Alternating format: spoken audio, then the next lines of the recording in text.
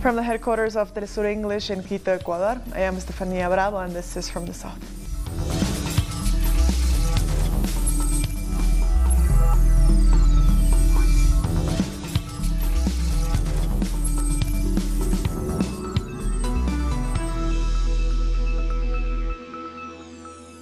Former President of Ecuador, Rafael Correa, has sharply criticized the current government for handing over the WikiLeaks founder, Julian Assange, to the British police. Speaking to Telesur, Correa said President Lenín Moreno is following orders from the U.S.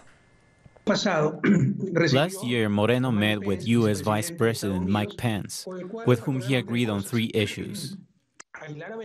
Isolating Venezuela as they have done, giving impunity to Chevron, a company that destroyed half of the Ecuadorian jungle, and handing Julian Assange to the authorities. They tried to break Julian Assange, to isolate him, to break him psychologically, but he resisted. But the final straw was that WikiLeaks published information about the president and his family, linking them to corruption cases. After being expelled from the Ecuadorian embassy, a UK judge found Julian Assange guilty of skipping bail.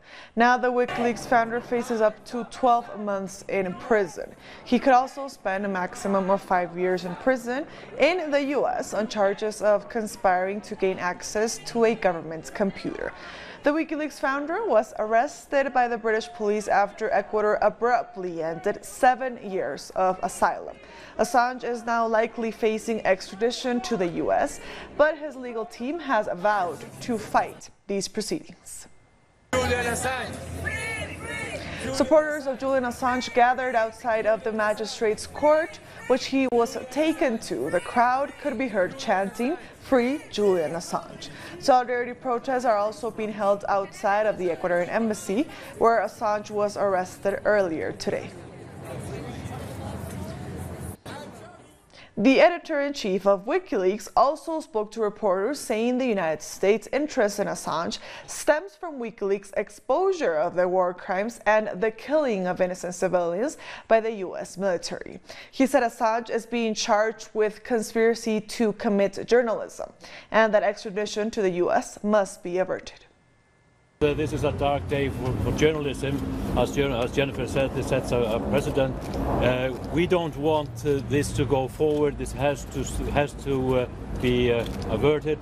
The UK government needs to make a full assurance that a journalist will never be extradited to the United States for publishing activity.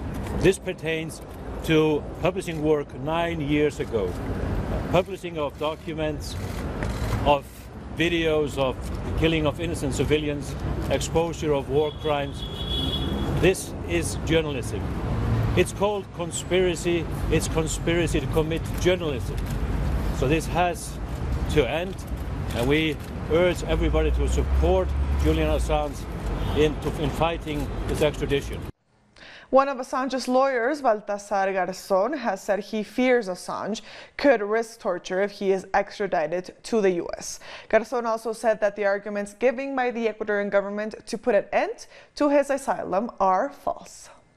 Chelsea Manning was subjected to torture, as a special reporter on torture, Juan Mendez, revealed at the time. So we think it is the same case, and we have serious and founded reasons for thinking this could happen. In any case, those guarantees were not given. There are some previous cases, as we have indicated before the Inter-American Commission for Human Rights, in which Great Britain has extradited people without those guarantees. Therefore, we will wait, because luckily we are waiting for justice in Great Britain to speak when he has to, now that the extradition process begins. We are very worried because the Ecuadorian government, and its new president in particular, did not tell the truth in the statement he made. This is serious for the institutional position and the respect for Ecuadorian people and their institutions. The reasons given for the expulsion of Julian Assange, for the termination of the asylum, are not true. And Jennifer Robinson, another of Assange's lawyers, confirmed that the U.S. has made an extradition request and that the move sets a dangerous precedent for press freedom. During her brief statement outside of the Westminster Magistrates Court, she also said that Assange is grateful for all the support he is receiving. Since 2010, we've warned that Julian Assange would face prosecution and extradition to the United States for his publishing activities with WikiLeaks. Unfortunately, today we've been proven right. Mr. Assange was arrested this morning at about 10 o'clock at the Ecuadorian embassy after the ambassador formally notified him that his asylum would be revoked, and he was arrested by British police. We've today received a warrant and a provisional extradition request from the United States alleging that he has conspired with Chelsea Manning in relation to the materials that were published by WikiLeaks in 2010. This sets a dangerous precedent for all media organisations and journalists in Europe and elsewhere around the world. This precedent means that any journalist can be extradited for prosecution in the United States for having published truthful information about the United States. I've just been with Mr. Assange in the police cells. He wants to thank all of his supporters for their ongoing support, and he said, "I told you so." Ecuador's Foreign Minister José Valencia has appeared in the National Assembly to explain the reasons for revoking Assange's asylum. Valencia accused Assange of interfering with the external affairs of foreign states, disrespecting Ecuador, and using his asylum status to evade justice. The foreign minister also said that between 2012 and 2018, Ecuador spent more than $5 million on security services and more than $400,000 on food and medical expenses. Earlier, the Minister of the Interior, Maria Paula Romo, accused Ecuador's former Foreign Minister Ricardo Patiño of working with WikiLeaks to destabilize the government. She said that there was evidence that Ricardo Patiño had traveled to various countries with two Russian hackers who now live in Ecuador and who are close to Julian Assange. Ricardo Patiño has flatly rejected these accusations. I want to say I don't know any Russian hackers. The only Russians I know are President Putin, his foreign minister and the vice minister. I've never met a hacker, and if I don't know them, it's impossible for me to have travelled with them. The minister, Maria Paula Romo, says these hackers are trying to destabilise the government. But no one needs a hacker to destabilise a government that's doing that all on its own. Ricardo Patiño also called for Ecuadorians to join a national demonstration against the government of Lenín Moreno and the arrest of Assange. We have taken a decision to call for a national demonstration on Tuesday 16th to denounce this abuse of our sovereignty, of human rights, of international conventions and our dignity. We call for all Ecuadorians to join this demonstration, to take to the streets to express our outrage about what was done today. We are now joined live by Fidel Narvaez. He's a former Ecuadorian consul to London. Hello, Fidel. Thank you so much for joining us. Thank you very much for having me. Fidel, what was your initial reaction to what happened today? Well, obviously it was a shocking moment. A lot of rage and shame at the same time. But not much surprise, I have to say, because this was coming. We knew that this was going to be the most likely outcome, given the behavior, the outrageous behavior of the Lenín Moreno government in this case. So, yeah, it's difficult to cope with this, but yeah. Yes, Fidel, you were the consul to London. Can you tell us in what condition Julian Assange was living in the embassy and what sort of changes were made over time? Yeah, there's so much misinformation, so much misrepresentation, so much about Julian himself and about his stay at the embassy that it's quite difficult to tackle, really. But anyway, it was a very difficult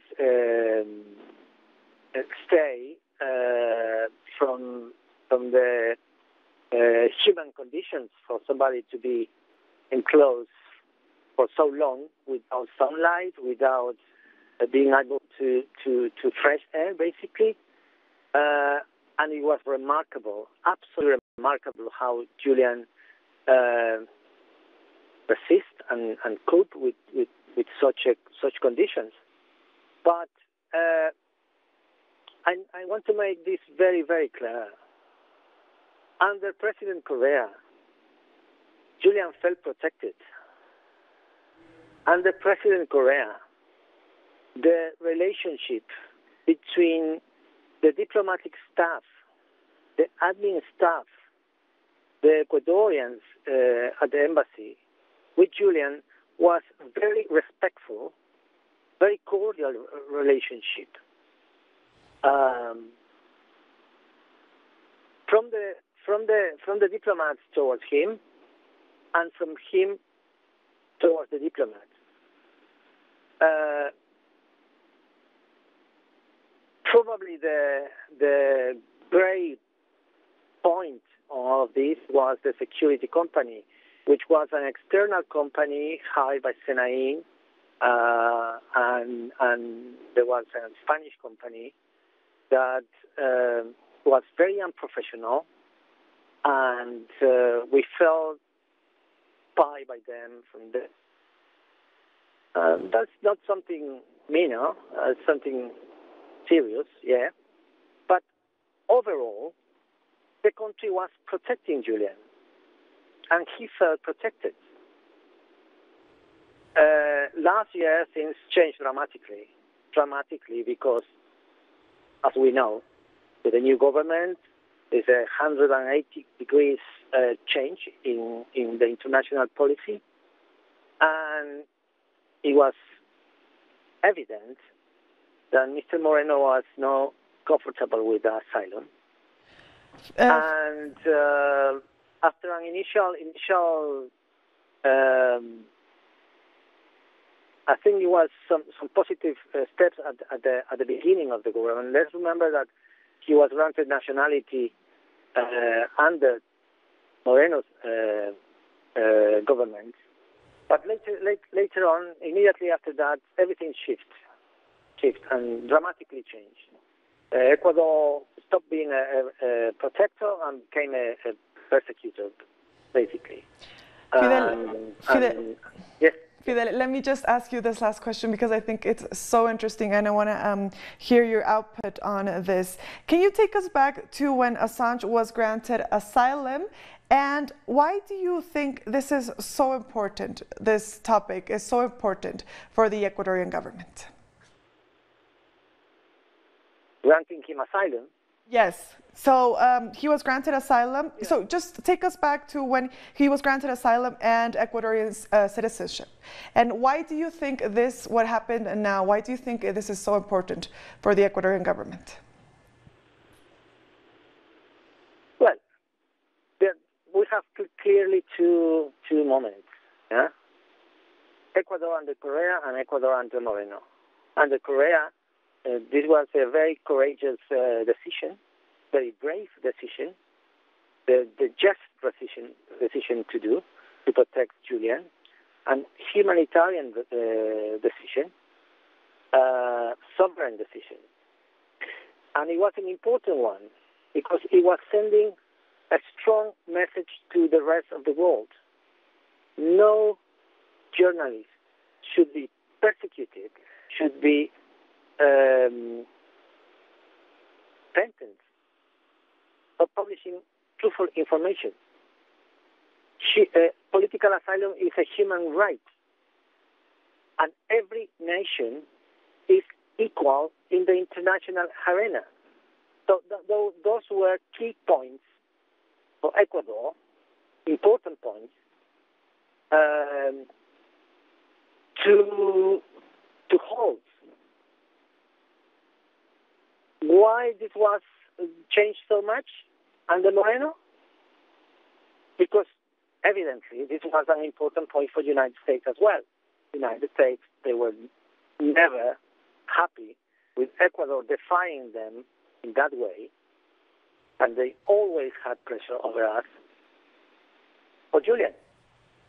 So Moreno lost every decency, every little bit of sovereignty that was left under his government, and basically gave up. And he is short-sighted because it might play well in the domestic scenario, but it plays so badly for Ecuador's prestige and for Ecuador's image abroad. And historically, this will be seen as probably the biggest, the most shameful mistake done by an Ecuadorian president internationally. Fidel, we thank you so much for your time for Telesur English. Thank you. We have been speaking with Fidel Narvaez. He is a former Ecuadorian consul to London about the whole Julian Assange things. We'll be back very soon. Stay with us.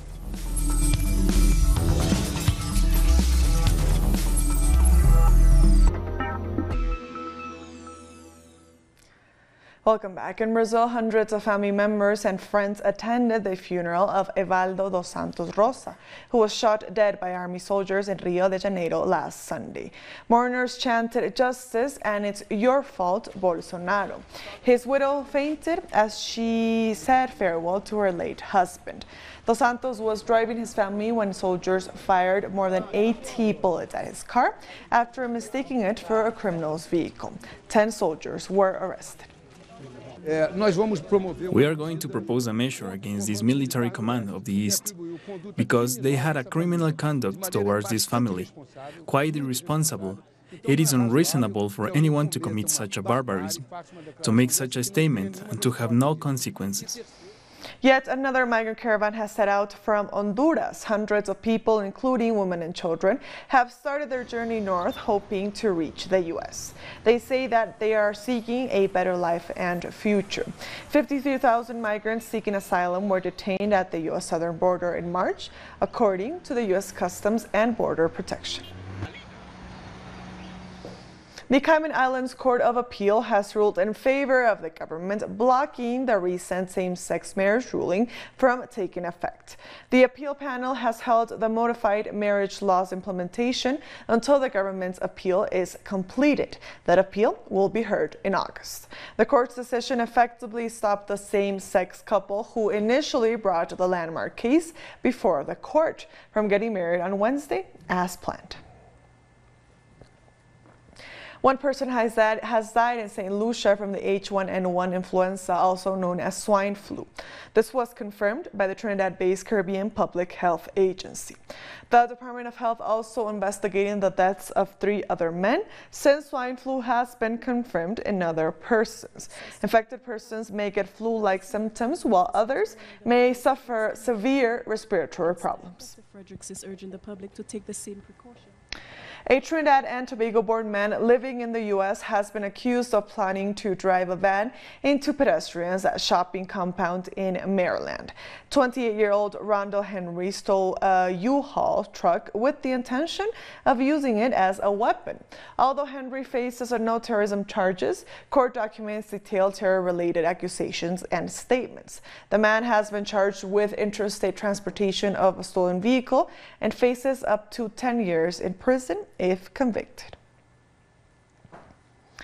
The international campaign to free Lula continues. In Trinidad, movement for social justice has led protests outside the Brazilian embassy, demanding the freedom of the former Brazilian president.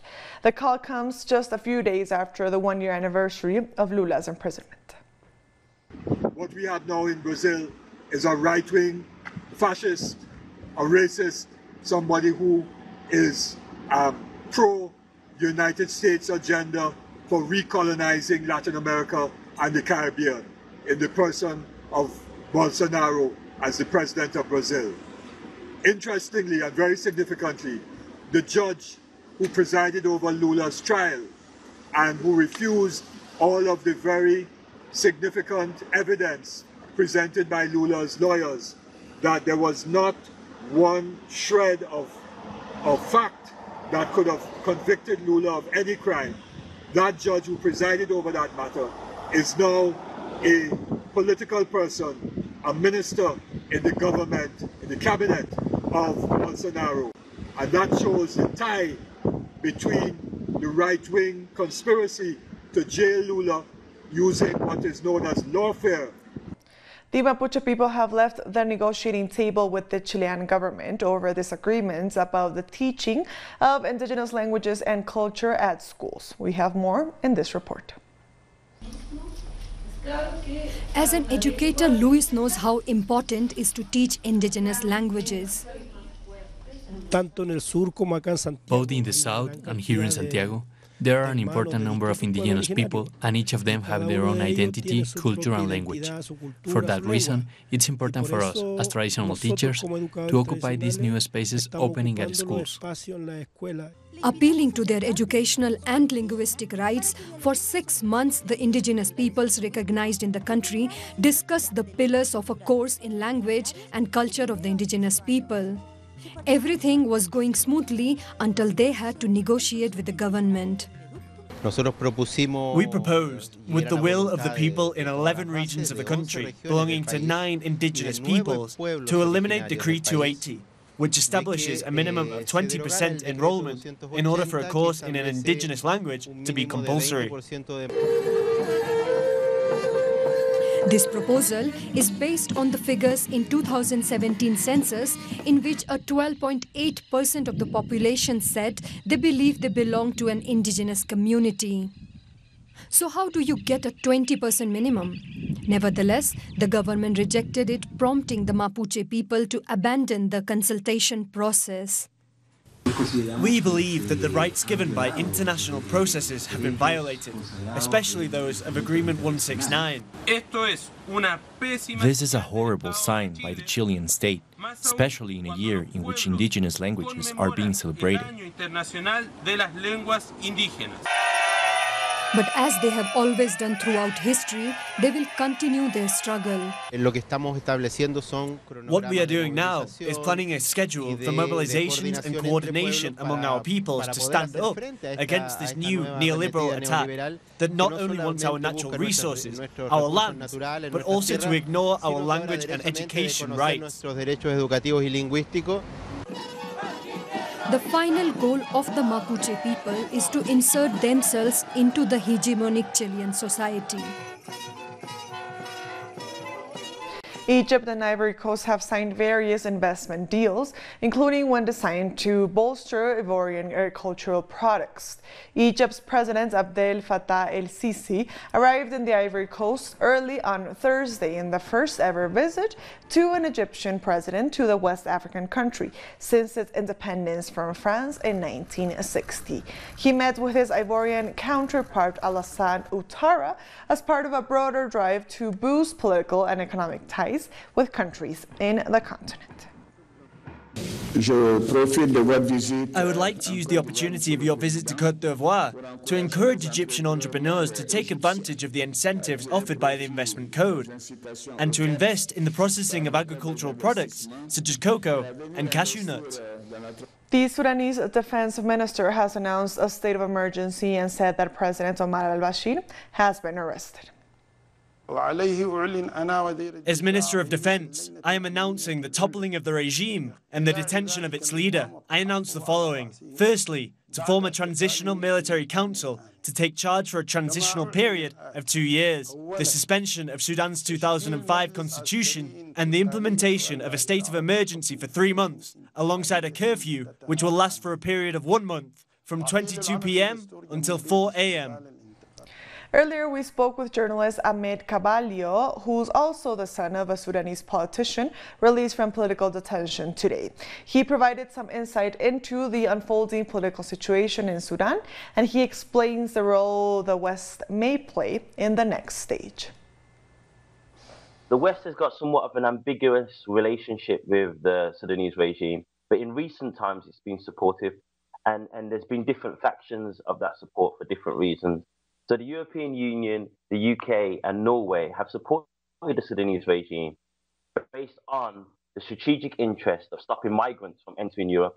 So the regime has been given a green light to stop migrants entering Europe, and they could basically get away with whatever they wanted to do. That's why there's been relatively little statements from the European Union or the UK about the 100 days of protest and the violent, repressive military pushback against the protesters. The United States is a bit more interesting. So they've got a strategic relationship with Sudan based on counter-extremism, but it's actually nothing to do with terrorism like you'd think. It's actually about countering Iran's influence within the region.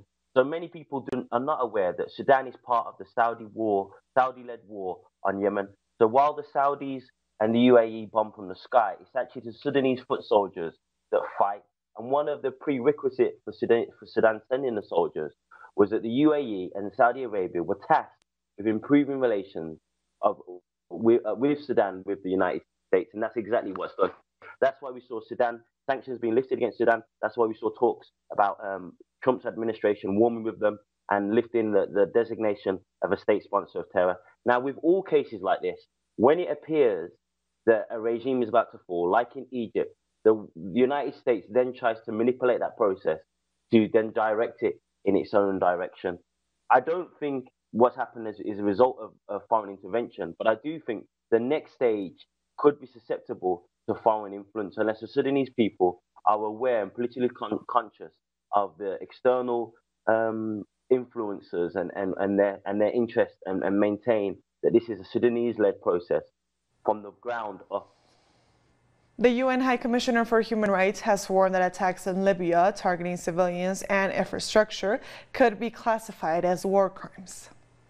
The High Commissioner for Human Rights today reminds all parties to the conflict in Libya of their obligations under international law to ensure the protection of civilians and civilian infrastructure, urging them to take measures to ensure that civilians do not, once again, bear the brunt of the fighting. The attack near the Mitiga airport yesterday that left many civilians in Tripoli stranded brought into stark focus the imperative for all parties to respect international humanitarian law. The High Commissioner has highlighted in particular the need to ensure protection of extremely vulnerable civilians, including refugees and migrants, many of whom are already held in horrific conditions in ad hoc detention facilities by armed groups, and they may be placed under significant peril. Intentionally targeting civilians or civilian objects, as well as indiscriminate attacks, may amount to war crimes. And with that story, we've come to the end of this news brief. These and other stories, as always, find them on our website at telesurenglish.net. And also join us on social media. We are on Facebook, on Twitter, and on Instagram. For Telesur English, I am Estefania Bravo. Thank you for watching.